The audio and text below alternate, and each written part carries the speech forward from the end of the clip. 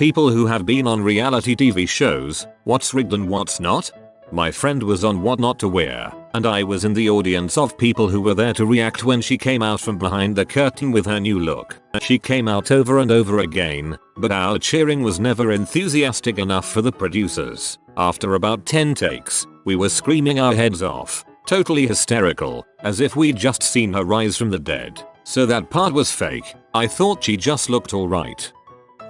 Sub-stories on singing shows. It's not the contestants' fault. I made it through a few rounds for a well-known singing show and they beg you for sub-stories. On my very first application form, I was asked about the most difficult moment in my life, what obstacles I'd overcome to be there, had I ever experienced bullying, etc. They pretty much make you tell them a sub-story, so I wrote all about my heartbreak when I ran out of coffee. My sister's fiance was on 16 and pregnant. The children are real. My aunt and uncle were on Love It All listed. They had them record both endings and the network chose which one they thought was best. They are still in the house and they love it, but the show says they listed it. My cousin was on a Toronto dating show called Matchmaker many years ago. She said it was completely scripted and she met her blind date before filming so the producers could go over the script with them. They were given a list of ridiculous and racy questions to ask each other and encouraged to make out if they actually liked each other or to cause a scene and be dramatic if they didn't really click.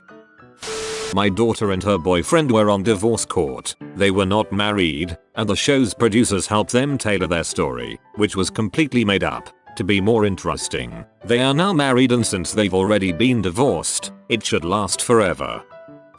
Everything on Porn Stars is scripted too. They bought a Jeep from my friend and he was even told when and how to smile or smirk when giving the interview.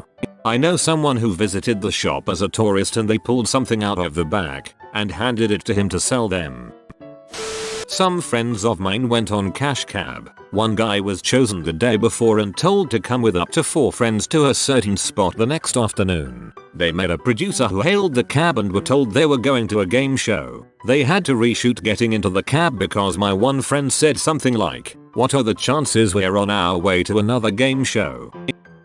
I have worked on several reality shows. Some are more fake than others, but they are all heavily scheduled and formatted, never spontaneous. I worked on a certain MTV dating show where one of the contestants tried to escape the house in the middle of the night, and one of the production assistants had to tackle him in the front yard and drag him back into the house. It's like prison. They are completely cut out from the outside world. No computer, books, phones, watches, and they are fed mostly booze. They all go insane. Also, if the show doesn't air, they don't win their prize money. This is a standard for all competition reality shows. I have a friend who signed up to audition for a show that she thought was The Bachelorette, or something similar. I guess it's standard practice to not give the actual name of the show, and just say, "We need good looking, energetic young women for blah blah blah." So she got called back, went through a few different interviews and a screen test. Finally, they tell her that the concept is that she will be running a porn shop with another woman. She is a dental assistant with no experience remotely related to the porn business. Porn Queens ended up being on for 2 seasons and they gave her a backstory about why she got interested in the porn business. Not exactly shocking, but it was pretty interesting to see that they basically looked for hot girls first, then put them into a proven concept, Porn Stars type reality show. A friend of mine was on Shark Tank recently. The episode hasn't aired yet so we don't know how they will edit the story to be, but they did get an actual deal with actual money from Mr. Wonderful. I had a friend on Cash in the Attic in the UK. The idea is that some antique dealers and so on will scout around in your attic garage shed and find valuable items to sell. They found precisely frick all in my friend's house, so they pulled some paintings and a vase out of the van, found them, then asked him to go and get changed so they could film a segment from after the sale. It all seems like a complete waste of time, aside from the couple of £100 they gave him.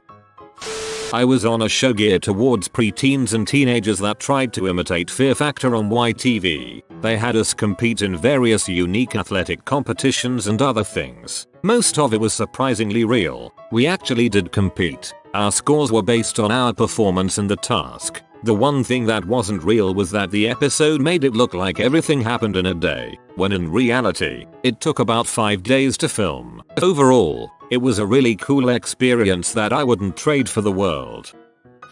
Was on an episode of MTV Made. It wasn't super scripted, but certain things were added to make the kids look stupid. On our episode, the producers had socks stuffed inside a kid's drums to make them sound bad, even though the kid didn't actually do that. Stuff like that, but the scripts had room for ad-libs, and the show was fine with that as long as nobody said anything too crazy or suggested anything they couldn't deliver on. Unfortunately, a lot of the kids on the show go back to how they were before almost immediately after filming. People can totally be who they want to be, but why apply to the show? And also, it kinda sucks when the show drops a fuck ton of money on you. Our episode involved paying for an appearance from Finger 11 when they were huge, and it ends up being a waste for everything other than getting a TV episode out of it.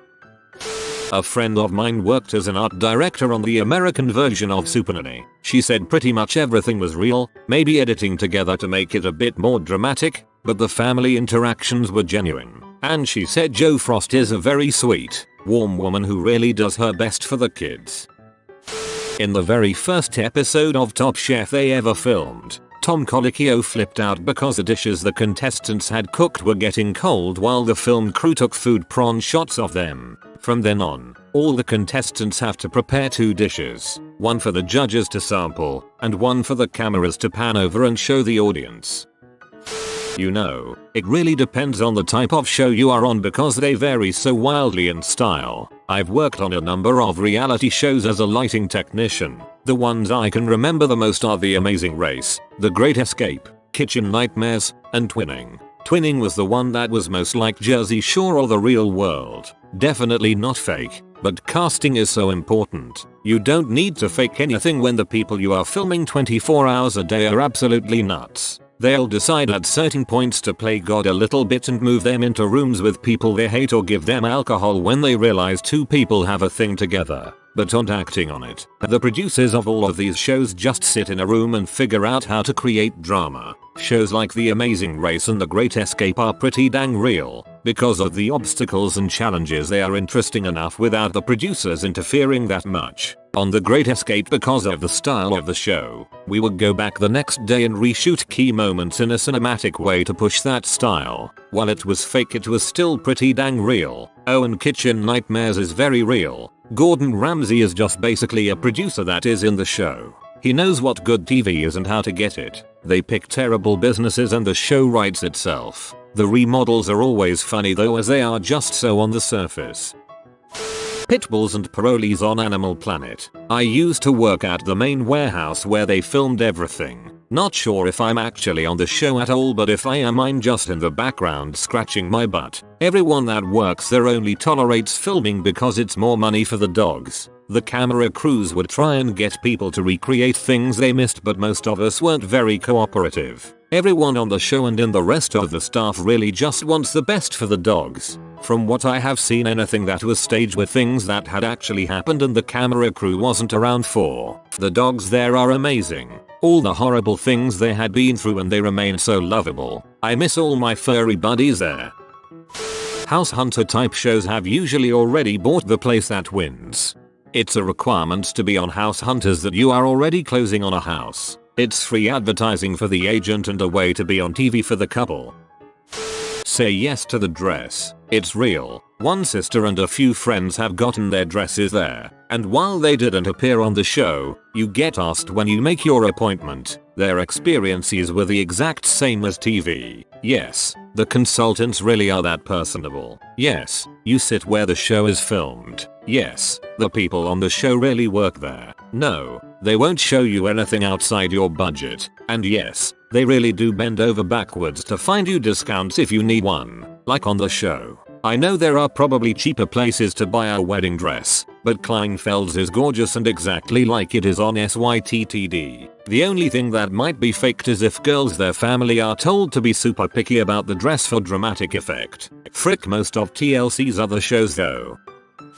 Not quite a reality show, but my girlfriend worked on a comedy panel show here in the UK called Celebrity Juice. She expected everything to be scripted and choreographed, but was actually shocked at the amount of improvised humor on set. Jimmy Carr was the special guest. She said he was by far the most naturally funny man she had been in the company of, apart from me, of course. She's not usually a massive fan of his, so I guess that's a testament to his quick wit. Everything, every single thing is fake. I was on a cake competition show. The judges recorded 2 takes for every comment, 1 positive and 1 negative, so the editors could put it together however they wanted. They rolled the clock back an hour so everyone else could finish. We had over 3 months to plan our spontaneous cake. Oh yeah, and while we won by the judges' vote, a producer decided one of the other cakes would film better for the big reveal, so we didn't win even though we should have. I was on Restaurant Impossible a couple years ago. They say they have a $10,000 budget for the renovation. Definitely does not mean they use it. The host, Robert Irvine, was only there for like an hour a day of the 3-ish day venture, just to get in the way and whine about things for the camera. They made up this whole story about how my boss would lose everything and cause so much stress on his marriage and family if the restaurant failed. They had us walk this direction with a sullen look to show that we felt underappreciated as employees. We had 4 employees actually walk out because of some of the comments Robert made. We also did not get paid any extra for any of this. But, while all of that was annoying, I will say this. The Food Network did pay almost $4K for a very local construction crew to come in, which is awesome for local business support. The food was very awesome, and I got to learn some insane techniques from world-class chefs. At the very start of my career, I am a chef myself now. It was very neat and exciting thing for a small town, and definitely brought our community together. And while the business did still end up failing a year and a half later, my boss was totally fine because he bought out another restaurant and is now very successful elsewhere. In about 2005, NBC had to abandon its policy of requiring clean STD tests for bachelor-type hookup show contestants because everybody who auditioned was infected with something. Source: I've won an Emmy producing reality TV and my ex-wife was in BA at NBC at that time. I was on an episode of Extreme Guide to Parenting. My mom is a hypnotherapist for a living, and so they interviewed my brothers and me about getting hypnotized to do chores and get good grades. They had us say things like my mom using neuro-linguistic programming to make us do things and that she hypnotizes us on a daily basis. I was 14 and I had to pretend that I had a crush on this boy, and my mom taught me how to hypnotize him to like me. All the parts with me in it were cut out, thank God, but my twin brothers got a decent amount of airtime. All of it was scripted. It was basically a publicity stunt on my mom's part to get more business. I don't blame her. It worked pretty effectively and we got a $5,000 check for letting them use our house to film. Not surprising. Ghost hunting shows are fake. What is surprising is how they do it. See those fancy instruments they carry that no one has ever heard of? They're actually remotes to each other. All you gotta do is split into 2 groups, and when one team is adjusting their settings, the other team is detecting ghosts. So simple, and you get twice the footage. Also, one time in a screening when the hunters were reviewing evidence, a producer whispered to me, "See that ghost shape behind the door? Yeah, that's the sound guy." Had a friend who worked on the Kardashians. They were filming a huge party. It was dead. No one doing anything. The producers asked if anyone had any ideas. Friend mentioned beer pong. Producers made him act like a guest and teach the mom to play to make the party look fun. Everything is fake. I heard from a tattoo artist that he had auditioned to be on Ink Master and met K Cutter, season 2, and he explained that to be part of the show they look for personality traits and flanderize the heck out of you to make a character that can create drama to the show. K Cutter did actually have a criminal record, so they used that to make him the bully of that season. The tattoo artist who I was talking with claimed K is actually a really cool and nice guy. I'm tour guide in the mountains here in Canada, and we currently have a program being filmed in town. Essentially the idea is that 12 random people all have to run different areas of a hostel, kitchen, laundry, entertainment, etc. Anyway, on each of the episodes, the staff all go out and do something around the town, be it going to a bar or, in my case, on a 4x4 tour. I was leading the tour for their safety, but they brought in some macho guy with ripped camo pants to be the on-screen guide, while I was about 20 meters ahead leading him. After that, we were made to stop because the producers decided it was time for a dramatic scene. I think one of the guys was to say something offensive to one of the girls and she was to throw a drink in his face. We were there for about 40 minutes while this poor gelled up guy had a bottle of water filled up, thrown in his face, dry off, filled up and repeat. Good times. I won Food Network Star Season 7 fair and square. No shenanigans whatsoever. Maybe a little creative nudging during the narrative interviews to create a cleaner story, but nothing that changed the course of the competition. Every cooking competition was legit. If you made bad food or presented poorly, you got called on it and eventually went home if you kept repeating these mistakes. I fortunately made fewer mistakes, so I did not go home.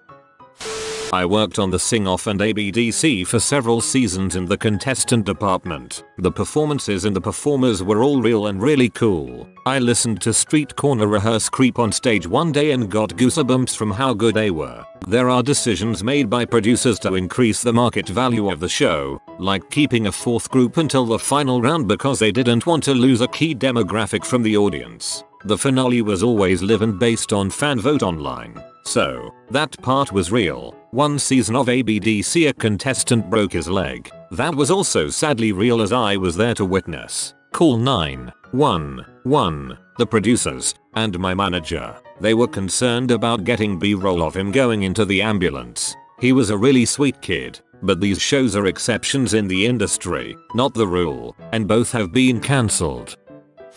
Went to a filming of American Ninja Warrior. They filmed all night with over 100 competitors, running the course back to back for around 7 hours. The only ones cheering like on the show were family members on sideline. Everyone else was kind of quietly observing. It was impossible to figure out who would make the show and who ended up on the cutting room floor. After watching the actual show on air, even completing the course didn't guarantee that your run would be shown. Several got over the break so made it to the end of the course Q2 second cut of button press. The best bet to making it on air, outside of their stable of famous ninjas, was to fail on the course in a way that nobody else had. My brother-in-law surprised our family a few years back by taking us out to dinner, and at that dinner he announced that he was taking an internship in Peru. Turns out he was on a major US reality show and had signed an NDA and couldn't tell us where he was really going. He ended up being a semi-finalist, going all the way to the finale. He said the parts that they make especially dramatic, the parts where contestants stand in front of the judges and explain themselves and then ultimately one is sent off of the show, could take hours to film, and that each of them would have their reaction filmed a handful of times with the producers standing right there on set, acting as directors' coaches. He also said that the contestants were constantly supplied with the booze of their choice and were encouraged to drink. He said people were under the influence of alcohol very frequently, but that it would never be evident as the cameramen would keep the drinks out of the shots. As far as the rigging of the results went, he said he was fairly certain that the producers were having the final say, but that the judges were included in the decision-making process. A friend of mine was on Cupcake Wars. His team actually came first. He said that the ingredients were partially random. The studio sent his team a list of 5 or so different ingredients that were potentials, and then 3 different themes. He had a plan for every single ingredient and theme if needed them. You've been visited by Swining Thick Boy. Like and comment Swing Well Thick Boy and you'll be blessed with many thick woofers in your life. If you are new to the channel, you can subscribe. I publish new videos every day. Until then, check another video, or don't. Either way, have a great day you magnificent people.